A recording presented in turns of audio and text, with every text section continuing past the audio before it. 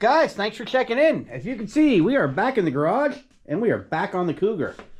So, in this video, we have this little nice stainless steel exhaust that came off a 68 Mustang. It's all 3-inch, and if you look underneath the Cougar, all we have under here are some cherry bombs that go out to nowhere. Now, problem is we only have 2.5-inch pipe, so we're gonna have to do something up here. So let me get this unbolted and see what we can do.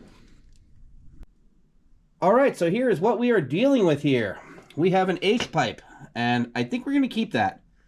My original intention was to buy all 3-inch pipe, but I think I'm gonna keep the 2.5-inch setup, and I'm just gonna step it up right here to 3-inch.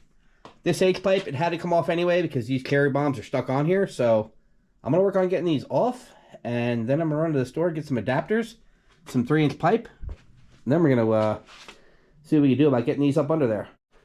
All right, one side was nice and easy. This side is not being kind. I heated it up. I have been putting these on it and smacking it with the hammer this way, obviously, and flipping it over. I'm not having any luck. I might have to cut the pipes. I don't know. We'll see. Well, no, I gotta get it out of there because I have plans for these. Let me keep going. Next morning here, and we did throw the passenger side underneath just to see how close we were, and I'll give you a little idea. We are pretty close. So a couple little nice surprises. I do have a tranny loop if you look up there, and also I have some sort of a cooler here, assuming that's a transmission cooler. So what I'm going to do is fire up the welder, start making some connections here, and see how this works out. Now, like I said, this was off a 68 Mustang, but the wheelbase difference is only 3 inches on these cars. Now, the Cougar's supposed to be 3 inches longer, but if you look underneath, we are a little bit short. No big deal. Now, obviously, this is going to come down. I just have it kind of like, you know, clamped on the spring for right now. So I am going to be mounting it up to the frame, but this bracket's just too short, so I'm going to weld onto that. But overall, I mean, it fits over really, really nice. So let me get this mocked up into place and see where we're at. I'm fairly confident if I don't fix this now, I will regret it later. So let's get on it. All right, that was very, very thin, but now it's very, very done. Moving on. Man, stainless steel cleans up pretty nice. Who knew? So we got the passenger side done. Now we're gonna mock up the driver's side. So let me get under, see what we can do. We are back, and it is a couple days later because I had another project I had to work on, but back on the 69, and pretty much for the exhaust, all I have to do is clean up the original H pipe and weld these tips here. Now, because this exhaust is from Mustang, so it's a little bit shorter, I am going to be extending this out as far as I can and put a weld on it. So let me get this cleaned up and we'll fire up the welder. And we'll go outside where it is absolutely freezing out. Apparently, I am not the only one that runs out of gas and says, ah, fuck it. We're going to get this done. So while I'm here, I have a couple of holes. I'm going to go fill those up. Then we're going to get these ends on. Also, we got us some really nice, expensive aluminum reusable collector gaskets. Now, this had nothing to do with the fact that they were out of the cheap ones, but yeah. All right, so I'm actually going to do the smart thing. Because of how far out I put these, if you look in, we probably only have like a 1/4 inch hanging over. These tend to wobble a little bit, so I'm just tacking these. I'm going to mock the whole exhaust system up underneath the car. Make sure these are exactly where they are. Then we're going to burn them in. Normally, I would just go to town, but hey, I'm getting better in my old age. So as you can see, right here, I have plenty of room to move these pipes forward. And we'll go in the back and I'll show you why that's important to me. For the most part, we are ready to burn those in. I think they're fine where they're at. If you look, exhaust is pretty even on both sides. I can always adjust it up or down. But my issue is this side right here. This is just barely tapping the rear. This side clears it by about a finger. This side's just barely tapping it. But when I move this whole pipe forward, that's going to give me about an inch of clearance that I need. Sure, it's going to push these pipes back further, but we knew these were short because the wheelbase on a Cougar is longer than a Mustang. And I have some 12-inch tips that are going on here anyway, so let's get this going. All right, let's go.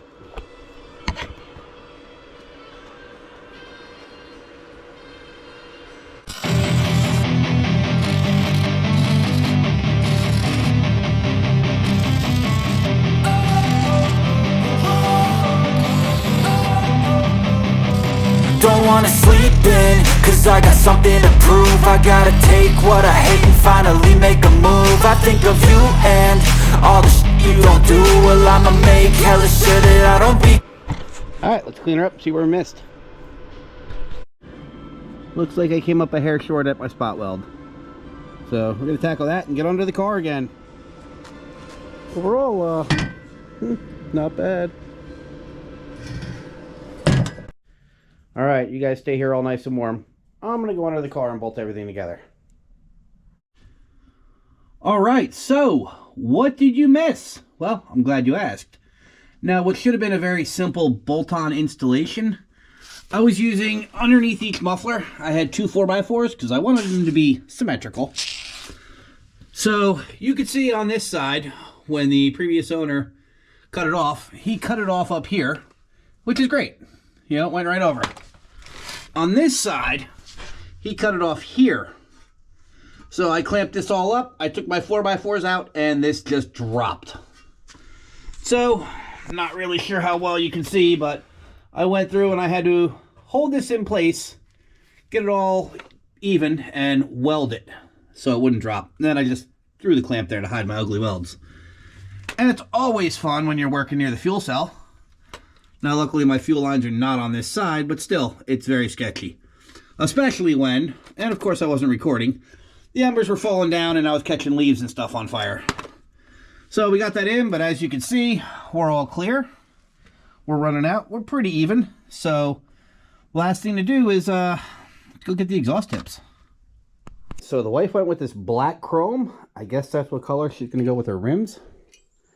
So, let's get these mounted on. So for my purposes, I am just lining this up, dead nuts right on the bumper, and I'm going to slide the tip out till it hits it and tighten it down. I'm going to do both sides real quick. All right, so we went through, we leveled it all out. They're both sticking out the same exact amount. They're both down the same exact height, and they're both spaced evenly. So only one thing left to do. Let's fire her up, see how she sounds.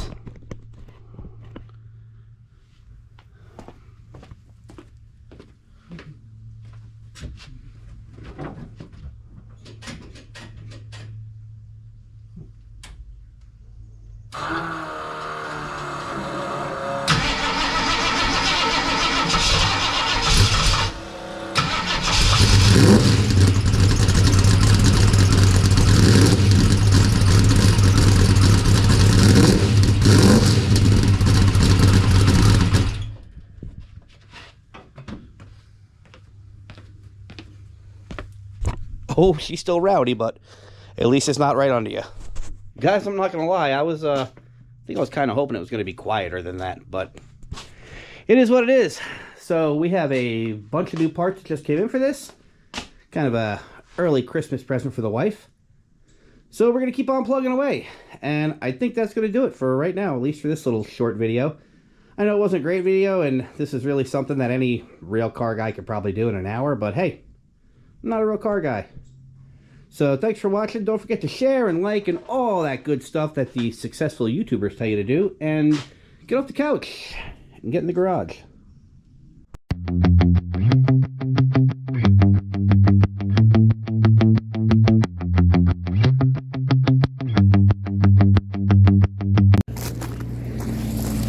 It's a historic day. I'm going to have parking.